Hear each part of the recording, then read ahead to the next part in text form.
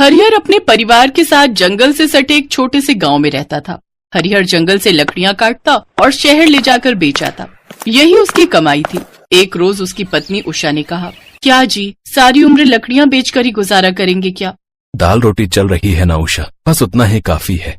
ऐसे ही समय बीता। फिर एक रात अचानक उस जंगल में बहुत भयंकर आग लग गई। आग इतनी भयानक थी कि उस छोटे से गांव में भी फैल गई और लोगों के घरों तक में आग लग गई। सब अपनी जान बचाकर घरों से भागने लगे। घर में रखा सारा सामान जलकर खाक हो गया।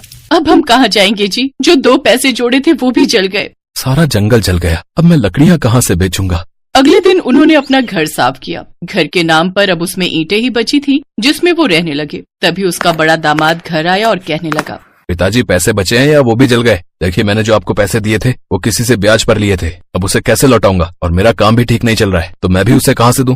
नहीं बेटा, कुछ नहीं बचा, मेरे पास पैसे नहीं है। उनके पास कुछ नहीं बचा था, वो सभी भूखे थे। तभी हरिहर की बेटी सीमा की नजर अपने आंगन में बचे उस कच्चे आम के पेड़ पर जाती है। वो झट से जाती है और कुछ कच्चे आम तोड़कर ले आती है। फिर उन्हें काटकर नमक के साथ सबको खाने को देती है।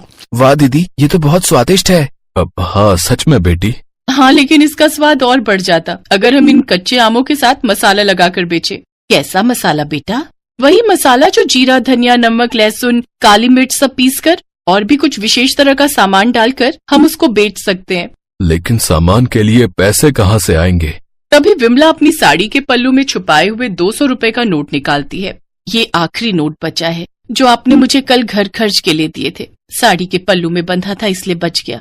अगर सीमा का बताया हुआ काम चल निकला तो ये पैसे फिर बन जाएंगे। फिर सीमा दूसरे गांव जाकर जरूरत का सामान ले आई। फिर एक कच्चा आम काट कर उस मसाले के साथ सबको खाने को दिया। हरिहर खुशी से बोला, अरे वाह बेटी, ये तो बहुत ही स्वादिष्ट है।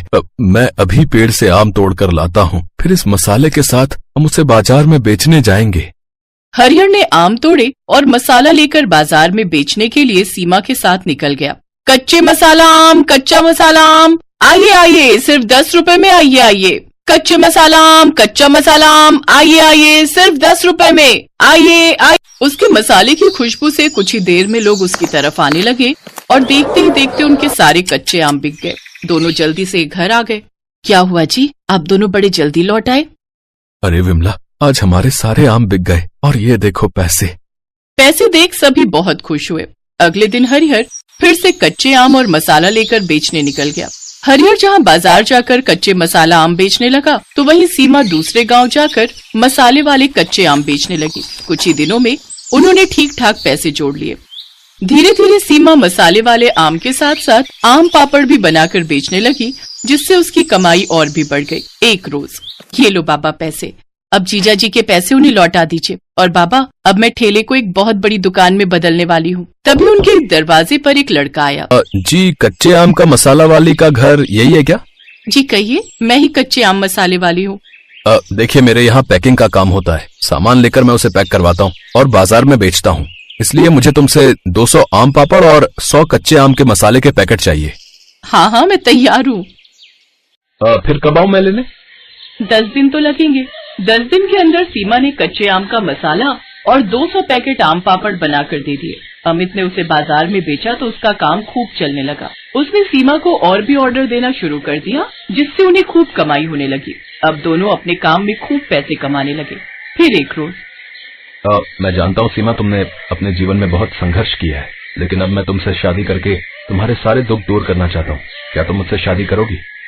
ये सुनकर सीमा ने झट से हाँ कर दी और दोनों सदा सदा के लिए एक दूसरे के हो गए।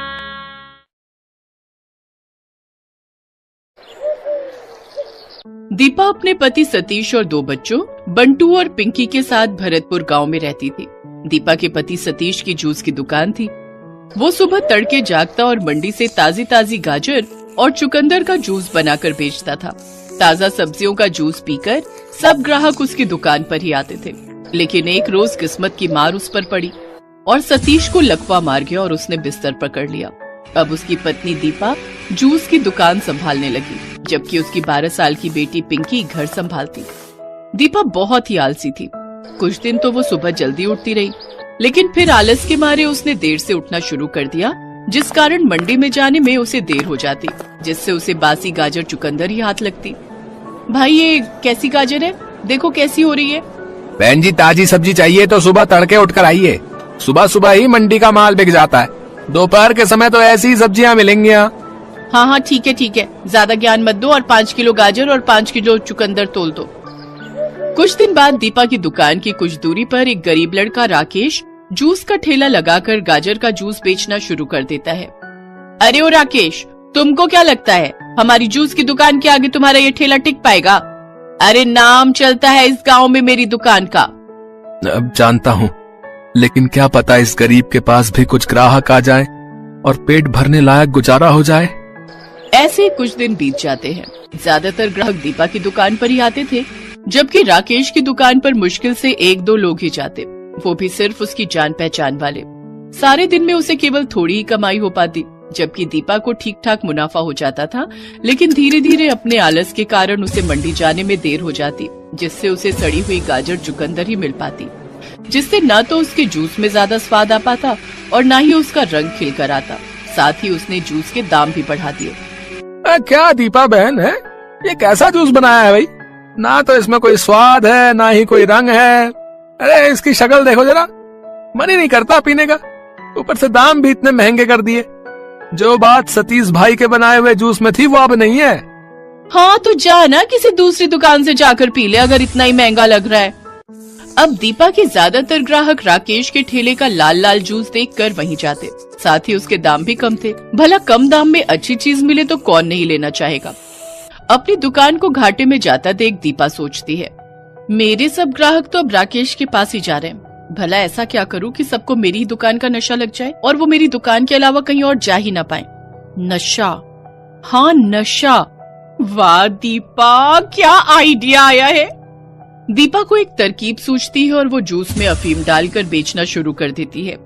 साथ ही बेहतर रंग लाने के लिए उसमें रंग और चीनी का इस्तेमाल करने लगती है। अब गांव के लोगों को अफीम मिला हुआ जूस पसंद आने लगता है। भाभी, आपकी दुकान का जूस तो बहुत ही अच्छा होता है। न जाने ऐसा कौन सा नशा रहता है आपके जूस में कि एक बार उसको पी लो तो बार बार पीने का मन करता है। हाँ काकी, बहुत अच्छा लाल लाल और मीठा जूस है, 1 गिलास और दो ना। इस तरह अब उसकी दुकान में ग्राहकों की भीड़ लगनी शुरू हो जाती है। अब वो चोरी छुपे अफीम खरीद कर लाती और उसे अपने घर में छुपा कर रख देती। फिर थोड़ी थोड़ी अफीम उस जूस में डाल देती। लेकिन एक रोज उसका पति उसे वो अफीम छुपाता देख लेता है। दीपा, तुम कहीं कुछ गलत तो नहीं कर रही? क्या गलत? कुछ भी तो गलत नहीं कर रही मैं। इतना कहकर दीपा दुकान पर जूस बेचने चली जाती है। लेकिन धीरे धीरे गांव के लोगों की तबीयत खराब होनी शुरू हो जाती है। लेकिन दीपा पर किसी को भी शक नहीं होता। अब तो लोग दूर दूर से उसके पास आते हैं। ऐसे ही एक रोज एक औरत उसके पास आती है। अरे बहन जी, सुना है तुम्हारे यहाँ का जूस बड़ा ही अच्छा होता है, जो एक बार पी ले वो सब गम भूल जाता है, जरा हमें भी तो टेस्ट करवाना। फिर जैसे ही दीपा जूस बनाकर उसमें चुपके से अफीम मिलाने लगती है तो वो औरत उसका हाथ पकड़ लेती है। लोगों को जूस में अफीम मिलाकर बेचते हुए तुझे शर्म नहीं आती? ये क्या कह रही हो? और कौन हो तुम? Food inspector Anuradha Chaudhary. Madam मुझे माफ कर दीजिए, मुझसे गलती हो गई। तभी दीपा की बेटी वहाँ भागते हुए आती है। माँ जल्दी चलो, माँ वो बंटू।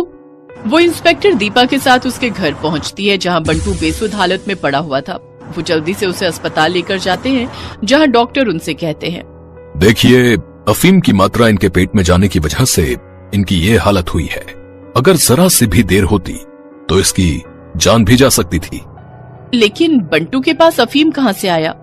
माँ जो दुकान का जरूरी सामान अलमारी में छुपा कर रखती थी ना, बंटू कभी कभी चोरी छुपे उसे खा लेता था। क्या?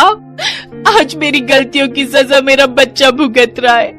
अपने लालच के कारण मैं जिस अफीम को चोरी छुपे लोगों को दे रही थी, वही अफीम मेरा बच्चा खा रहा था। मुझे माफ कर दो, मुझसे बहुत बड़ी गलती हो गई। दीपा को अपनी गलती का एहसास हो जाता है। दीपा के घर पर छोटे बच्चों और अपाहिज पति को देख इंस्पेक्टर अनुराधा उसे वार्निंग देकर छोड़ देती है। बंटू भी अब ठीक हो जाता है। अब दीपा सुधर जाती है और अब वो सुबह जल्दी उठकर मंडी से ताजे ताजे गाजर और चुकंदर लाकर उसका जूस पूरी ईमानदारी के साथ बेचने लगती है, जिससे उसे अच्छी आमदनी होने लगती है। फिर वो उन पैसों से अपने पति का इलाज करवाती है। कुछ समय बाद सतीश पूरी तरह ठीक हो जाता है। अब वो दोनों मिलकर जूस की दुकान संभालते। साथ ही दीपा अपना घर, अपने बच्चों पर भी ध्यान देती। नयापुर गांव में अमर नाम के किसान ने आज ही अपने बेटे ऋषभ की शादी की। ऋषभ की मां बचपन में ही गुजर गई थी, जिसके बाद ऋषभ के पिता अमर ने ही ऋषभ को पाल पोस के बड़ा किया था और ऋषभ की शादी से अमर बहुत खुश था। शादी के अगले दिन ऋषभ, ऋषभ, बहू। जी ससुर जी। ये ऋषभ अभी तक उठा नहीं क्या? नहीं, रुकिए मैं ही उठाती हूँ। सुबह के 11 बज गए और ये गधा अभी तक सो रहा है। तभी अंदर से ऋषभ उबासी लिए हुए कमरे से बाहर आया। कहिए पिताजी, क्या हो गया? कब तक बेरोजगार की तरह घर में सोया रहेगा? अब तो तेरी शादी भी हो गई है। मेरे साथ खेत चल, खेत का सारा काम काज अब तू संभाल। पिताजी, मैंने आपको 10 बार कहा है मुझे खेती नहीं करनी है, पर आप हर दिन एक बात की रट लगाए बैठते हो। मुझे खुद का बिजनेस करना है। 5 साल से यही सुनता आ रहा हूँ। पिछले महीने ही फल का कारोबार किया था, कोई फल लेने नहीं आया था तेरे पास। सारे फल सड़ गए और कितना बड़ा नुकसान हुआ था। आप चिंता मत कीजिए, मैं कुछ ना कुछ बिजनेस शुरू कर ही दूंगा। बेटा, कैसे नहीं करूं चिंता। पहले तू अकेला था, अब तो बहुरानी भी आ गई है। सोचा तेरी शादी करवा दूंगा, थोड़ी जिम्मेदारी आएगी तो ये कारोबार का भूत तेरे सर से उतर जाएगा। पर नहीं पिताजी, बिजनेस में बहुत पैसे हैं। पर बेटा, बिजनेस जब तक सफल नहीं होता तब तक बिजनेस में पैसे लगते हैं, और अब मैं तुझे बिजनेस करने के लिए और पैसे नहीं दे सकता हूँ। मेरी भी उम्र बढ़ते जा रही है, कुछ समय बाद तुझे ही सब कुछ देखना है। अब तू देख तुझे क्या करना है, मैं खेत जा रहा हूँ। ऋषभ किसान बनना नहीं चाहता है और ना किसी के अंदर काम करना चाहता है। उसे खुद का बिजनेस शुरू करना था। सुनिए जी, लगता है ससुर जी गुस्सा हो गए। हाँ, गुस्सा तो हो गए, पर मैं उन्हें मना भी लूंगा शाम तक। ससुर जी हमारे बारे में सोच के बहुत चिंता कर रहे हैं। उन्हें लगता है मैं कुछ नहीं कर पाऊंगा। मैं अभी तक 1 रुपया भी नहीं कमा पाया। सब ठीक हो जाएगा। अच्छा ये बताइए, ससुर जी को खाने में क्या पसंद है? शायद उनका गुस्सा शांत हो जाए। पिताजी को? अरे हाँ, उन्हें मछली खाना बहुत पसंद है। तो चलिए हम दोनों साथ में जाके मछली ले आते हैं बाजार से। मीना और ऋषभ बाजार चले गए मछली लाने। ऋषभ मीना का हाथ पकड़कर चल रहा था। मीना ऋषभ के साथ बहुत खुश थी। बोलिए, कितने की मछली दूं? 2 किलो दे दो। 200 रुपए हो गए। इतना महंगा? तालाब के किनारे तो 50 रुपए किलो मिलता है। तो वहीं से ले लो, यहाँ क्यों आए? तालाब से मछली लाने में कितनी मेहनत लगती है पता है क्या? यहाँ कोई भी 100 रुपए से नीचे मछली दे दे तो मेरा नाम बदल देना, समझे क्या? आप तो गुस्सा हो गए। ये लीजिए 200 रुपये। चलो मीना।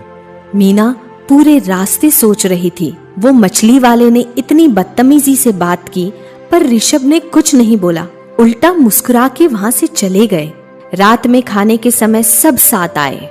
वाह, लगता है आज मछली बनी है। हाँ पिताजी, ये मीना की सोच थी, आपको खुश करने के लिए।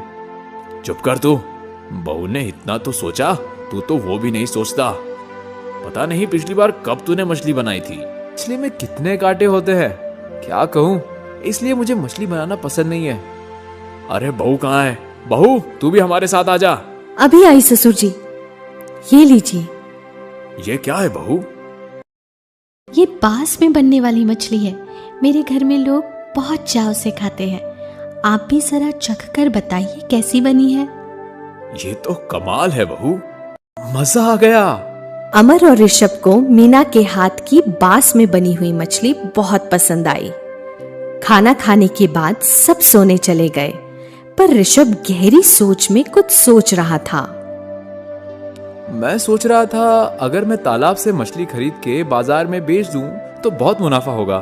तालाब के पास मछली बस 50 रुपए में मिलती है और बाजार में आते हुए बहुत दुगना हो जाता है, 50 का 100। पर इसके लिए पैसे कहाँ से आएंगे ये सोच रहा हूँ। आपका आइडिया तो बहुत अच्छा है। बहुत कम समय में बहुत पैसे आ जाएंगे। एक काम कीजिए, मेरे गहने गिरवी रख दीजिए, आपको मछली खरीदने के लिए पैसे मिल जाएंगे। हाँ, और पैसे आते ही तुम्हारे गहने छुड़वा लूंगा। मेरा बिजनेस भी चालू हो जाएगा और तुम्हारे गहने भी तुम्हें वापस मिल जाएंगे। अगले ही दिन ऋषभ मीना के गहने गिरवी रख देता है और तालाब से मछलियां खरीदकर बाजार ले आता है। आओ आओ, मछली ले लो, ताजी ताजी मछली। अरे भैया 3 किलो मछली देना। हाँ अभी देता हूँ। पहले ही दिन ऋषभ का मछली का बिजनेस बहुत अच्छा चला, कमाई दुगनी हो गई थी। ऋषभ बहुत खुश था। वो हंसते हुए घर लौटा। मीना, पिताजी देखिए, पहले ही दिन दुगनी कमाई हुई है। ये तो अच्छी बात है। अब जाके बहू के गहने छुड़वा ला। पिताजी मैं सोच रहा हूँ कि कल और ज्यादा मछली खरीदूं, कमाई और बढ़ जाएगी, फिर मीना के गहने छुड़वा लूंगा। हाँ हाँ, जैसा आपको सही लगे। बेटा इतने पैसे मत डाल, जो मुनाफा है वही डाल, ज्यादा पैसे का लालच मत कर। पिताजी अभी मौका है, कमाने दो, सीजन चल रहा है। ऋषभ अगले दिन पूरे पैसों से मछलियां खरीद लेता है और बाजार में बेचने चला आता है। आओ आओ, ताजी ताजी मछली ले लो, 5 किलो देना। ये लीजिए, 500 रुपए हो गए। क्या? वो मछली वाला 50 रुपए किलो दे रहा है और तू 100? तू रहने दे भाई, मैं वहीं से ले लूंगा। ऋषभ जब ध्यान से देखता है तो पूरे बाजार में बहुत लोग मछलियां ही बेच रहे थे। तालाब के मछुआरे बाजार में आके कम दाम में मछलियां बेच रहे थे। सुबह से शाम हो गई, किसी ने ऋषभ से मछली नहीं खरीदी। ऋषभ दुखी मन के साथ पूरी मछलियां लेकर घर आ गया और पूरी बात मीना और पिताजी को बताई। तुझे कहा था बहू के गहने छुड़वा ले, पर नहीं, अब कहां से बहू के गहने छुड़वाएगा, और ये मछली भी खराब हो जाएगी। तूने सारे पैसे बर्बाद कर दिए। अमर गुस्से में वहां से चला गया। मीना, मैंने क्या गलत किया? नहीं, मुझे आप पे यकीन है, कुछ ना कुछ हो जाएगा और ये मछली भी खराब नहीं होंगी। ठंडे दिमाग से सोचिए, कोई ना कोई उपाय दिख जाएगा। ऋषभ पूरी रात सो नहीं पाया और सोचता रहा। आखिर उसे एक आइडिया सूझा। मीना ने बास में मछली बहुत स्वादिष्ट बनाई थी और ज्यादा लोगों को तो पता भी नहीं है। अगर मैं ये बिजनेस डाल दूं तो बहुत चलेगा और ये सारी मछलियां खराब होने से पहले ही बिक जाएगी। सुबह होते ही ऋषभ ने मीना को अपनी तरकीब बताई। ये तो बहुत अच्छा आइडिया है, अभी शुरुआत करते हैं। ऋषभ जंगल से बांस की लकड़ियां काट लाता है और बाजार के बीचों बीच एक ठेला लगा देता है। मीना मछलियों को साफ करके बांस में मसाले के साथ भरने लगती है और फिर ऋषभ आवाज लगाता है, आओ आओ, पहली बार बास की मछली का स्वाद लो। एक बार खाओगे बार बार आओगे। मछली इतनी स्वादिष्ट नहीं खाई होगी कभी। मीना की बांस की मछली इतनी मशहूर हो जाएगी, ये किसी ने नहीं सोचा था। ये क्या है? खुशबू तो बढ़िया आ रही है। अरे तो खा के भी देख लीजिए ना, अगर स्वाद पसंद ना आए तो पैसे मत देना।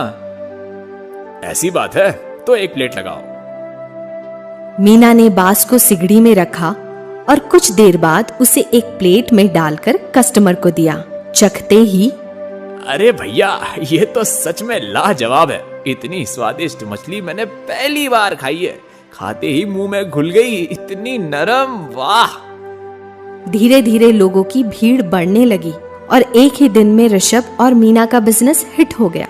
कुछ महीनों में ही छोटा सा ठेला एक मशहूर होटल में तब्दील हो गया और बहू और बेटे की तरक्की देखकर अमर की आंखों में आंसू आ गए। मुझे यकीन नहीं हो रहा है कि हमारा इतना बड़ा होटल खुल गया है।